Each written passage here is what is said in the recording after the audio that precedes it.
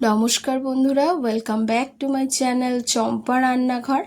আজ আমি আপনাদের সঙ্গে শেয়ার করব বেগুন দিয়ে ইলিশ মাছের পাতলা ঝোলের রেসিপি। খেতে হবে ভীষণই দুর্দান্ত বন্ধুরা। আজকের রেসিপি সম্পূর্ণ আলাদা রকমভাবে তৈরি করে দেখাবো। কোনো রকম মশলা ছাড়াই তৈরি করে দেখাবো বেগুন দিয়ে ইলিশ মাছের ঝোল। তার জন্য এখানে দেখুন 4 পিস ইলিশ মাছ আর একটা বেগুন নিয়ে নিয়েছি। এখন এই ইলিশ মাছগুলোকে খুব ভালো করে ধুয়ে পরিষ্কার করে নিয়েছি। ইলিশ মাছের আমি লবণ আর হলুদ মাখিয়ে নেব। লেজাটাকেও আমি রান্না করব, মাছের ঝোলের মধ্যে দিয়ে দেবো। তার জন্যে আমি ইলিশ মাছটাকে খুব ভালো করে লবণ হলুদ দিয়ে মাখিয়ে রেখে দেবো। আগে 5 থেকে 10 মিনিট ম্যারিনেট করে রেখে দিতে হবে। খুব ভালো করে মেখে নিচ্ছি। প্লিজ বন্ধুরা প্রথম থেকে শেষ পর্যন্ত ভিডিওটি দেখবেন। আশা করছি আজকের ভিডিও আপনাদের ভালো লাগবে। খুব ভালো করে আমি লবণ হলুদটাকে মেখে নিচ্ছি। আর বেগুন কিন্তু অত বড় বেগুন পুরো লাগবে না, হাফ বেগুন আমি নিয়ে নেব। বেগুনটাকেও আমি কেটে নিয়ে চলে আসব। একটু বড় বড় করে বেগুনটাকে কাটতে হবে, না হলে কিন্তু বেগুনটা গলে যাওয়ার সম্ভাবনা থাকে। মাছটাকে এবারে সাইডে আমি সরিয়ে রাখবো। আর আজকের আলু বেগুন দিয়ে ইলিশ মাছের ঝোলের মধ্যে একটু আলুও ব্যবহার করব। এখন দেখুন বেগুনটাকেও কেটে নিয়েছি ঠিক এই রকম মোটা করে করে। আপনারা আপনাদের পছন্দ মতো কেটে নেবেন। এখন এই বেগুনের মধ্যে দিয়ে দেব পরিমাণ মতো লবণ আর হলুদ গুঁড়ো। বেগুনটাকেও লবণ হলুদ দিয়ে মেখে সাইডে সরিয়ে রাখবো, কারণ লবণ হলুদ দিয়ে বেগুনটাকে মেখে রাখলে বেগুন থেকে একটু জল বেরিয়ে যাবে, বেগুনটা একটু নরম হয়ে যাবে, সেক্ষেত্রে বেগুনটা কিন্তু ভাজতে বেশ সুবিধা হবে। তার জন্য লবণ হলুদ মেখে আমি সাইডে বেগুনটাকে সরিয়ে রাখছি। এবারে একটা কড়া বসিয়ে নিয়েছি আর কড়ার মধ্যে দিয়ে দিয়েছি সর্ষের তেল। রান্নাটা হবে সর্ষের তেলে। যেহেতু আমি বেগুন দিয়ে ইলিশ মাছের ঝোলের মধ্যে আলু ব্যবহার করব, তার জন্য একটা আলুকে ঠিক ঝোলের আলুর মতো কেটে নিয়েছি। সেই আলুটাকে তেলের মধ্যে দিয়ে দেবো পরিমাণ মতো লবণ আর হলুদ। লবণ হলুদ দিয়ে আলুটাকে একটু লালচে করে ভেজে নেব। আলুটাকে একটু হালকা লালচে করে ভেজে নিলে ঝোলটাও খেতে ভালো হবে আর আলুটাও বেশ তাড়াতাড়ি সিদ্ধ হয়ে যাবে, কারণ বেগুনটা সেদ্ধ হতে বেশি টাইম লাগে না। তার জন্য আলুটাকে একটু লালচে করে ভেজে নিচ্ছি।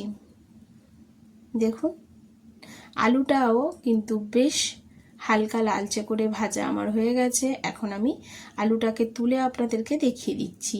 আলুটা ভাজতেই কিন্তু দেখবেন সেদ্ধ হয়ে যাবে।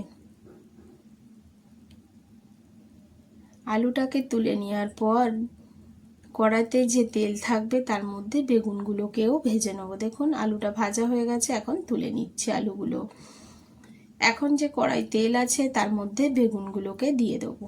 বেগুন থেকে অল্প জল ছেড়েছে, বেগুনগুলোকে দিয়ে দিচ্ছি। আর এই সময় গ্যাসের ফ্লেমটাকে হাই ফ্লেমে রেখে বেগুনগুলোকে ভাজতে হবে। আপনি যদি লো ফ্লেম করে বেগুনটাকে ভাজেন সেক্ষেত্রে কিন্তু বেগুনটা গলে যাওয়ার সম্ভাবনা থাকবে, আর হাই ফ্লেম করলে সুন্দর একটা বেগুনের গায়ে কালারও ধরবে আর বেগুনটা সহজে গলে যাবে না। লালচে করে বেগুনটাকে আমি ভেজে নিচ্ছি। বেগুনটাও দেখুন কথা বলতে বলতে বেশ লালচে করে ভাজা হয়ে গেছে। এখন বেগুনগুলোটাকে আমি তুলে নিচ্ছি। এতটা তেল আমার লাগবে না, তেলটাকে একটু কমিয়ে নেব। বেগুনটা ভেজে নেওয়ার পরে বেগুনটাকে তুলে নেওয়ার পরে তেলটা একটু কমিয়ে নিয়ে তেলের মধ্যে দিয়ে দিচ্ছি কালো জিরে ফোড়ন। দিয়ে দেব বেশ কিছু চেরা কাঁচা লঙ্কা। এই কাঁচা লঙ্কার ঝালেই ঝালটা হবে, এখানে কোনো গুঁড়ো লঙ্কার ব্যবহার হবে না। আপনারা এখানে যেমন ঝাল খাবেন সেই অনুযায়ী কাঁচা লঙ্কাটাকে চিড়ে ব্যবহার করবেন। কাঁচা লঙ্কাটাকে তেলের মধ্যে হালকা ভেজে নেব।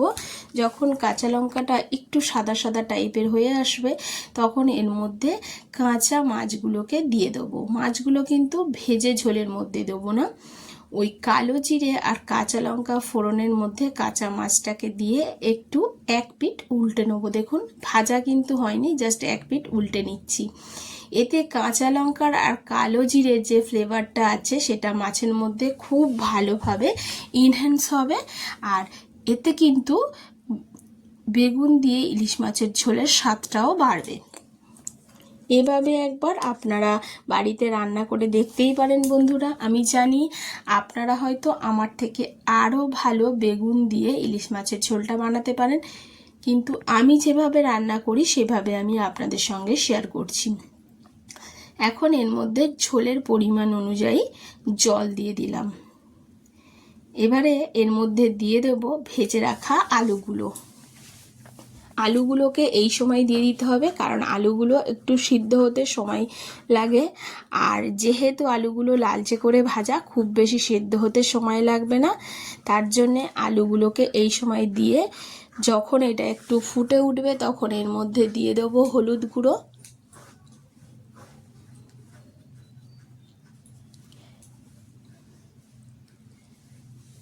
দেখুন ঝোলটা কিন্তু বেশ ফুটে উঠেছে।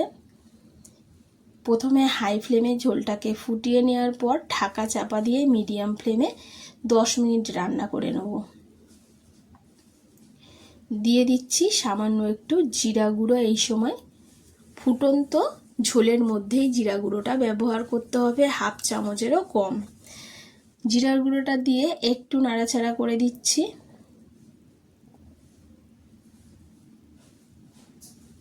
এবার দিয়ে দিচ্ছি পরিমাণ মতো লবণ। লবণটা দিয়ে এবার ঢাকা চাপা দিয়ে 10 মিনিট মিডিয়াম ফ্লেমে রান্না করে নেব। 10 মিনিট পরে ঢাকনাটা তুলে নেব। আর এখন দিয়ে দেবো আমি ভেজে রাখা বেগুনগুলো। এবারে ঝোলটাকে খুব ভালো করে নাড়াচাড়া করে দিচ্ছি। দেখুন ঝোলটা কিন্তু বেশ সুন্দর একটা এখন গন্ধ বেরোচ্ছে। আপনারা হয়তো বুঝতে পারছেন না বন্ধুরা। এখন এটাকে আরও 2 থেকে 3 মিনিট হাই ফ্লেমে আমি ফুটিয়ে নেব। বেগুনটা দেওয়ার পর, বেগুন দেওয়ার পর বেশি ফোটানো যাবে না, তাহলে বেগুনটা গলে যাবে। এখন আমাদের কিন্তু বেগুন দিয়ে ইলিশ মাছের ঝোলটা একেবারে রেডি হয়ে গেছে। দেখুন বন্ধুরা, যতটা সুন্দর দেখতে হয়েছে খেতেও কিন্তু ততটাই দুর্দান্ত ছিল। এবার এটাকে একটা পাত্রে তুলে নিয়ে আমি আপনাদেরকে সামনে দিয়ে দেখাবো আজ আমার বেগুন দিয়ে ইলিশ মাছের ঝোল কেমন হয়েছে অবশ্যই কমেন্ট করে জানাবেন। এতক্ষণ ধরে ভিডিওটির সঙ্গে থাকার জন্য অসংখ্য ধন্যবাদ। আপনারা সুস্থ থাকবেন আর ভালো থাকবেন। দেখুন ঝোলটা হয়ে গেছে। গ্যাসের ফ্লেমটাকে এবারে অফ করে দিচ্ছি। একটা পাত্রে আমি ঝোলটাকে তুলে নিচ্ছি। 5 মিনিট আমি এটাকে স্ট্যান্ডিং টাইমে রাখার পরে আপনাদেরকে দেখাচ্ছি কেমন হয়েছে অবশ্যই কমেন্ট করবেন। নমস্কার বন্ধুরা, সুস্থ থাকবেন আর ভালো থাকবেন।